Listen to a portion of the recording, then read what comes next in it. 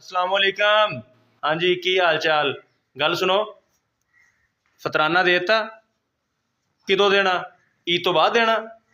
मोबाइलों के पैकेज लगन लगे, घर के वाईफाई के पैकेज 2-2 हज़ार का हर महीने का, वो तो कभी एक दिन नहीं उत्ते किया, तो फतराना देन लगे। एड्डी सोच विचार कद वास्ते? हर नमाज नाल अद्धा अद्धा घंटा मौलवी का सिर खा जाइए भी मौलवी साहब किन्ना फतराना बनता, मौलवी साहब किन्ना फतराना बनता। भी अल्लाह दे बंदे हो, इन्नी सोच विचार कद वास्ते है? बैंक चो कर्जा लैन लगे हैं भी जो इन्ना सोचते पे हैं भी किन्ना वापस करना पऊगा, भी कोई 10 भी अगर उत्ते चले भी गए तो की हो जाऊगा? फतराना टाइम ना देना चाहिए वा, ताकि गरीब बंदा भी जो तुहाडे मूँह हाल वेख रहा वा वो भी आपदा कोई जुत्ती कपड़ा कोई लीड़ा आपदा कोई बना लवे टाइम नाल, कोई तुहाडियां नाल ईद दियां खुशियां दे विच शामिल हो जाए।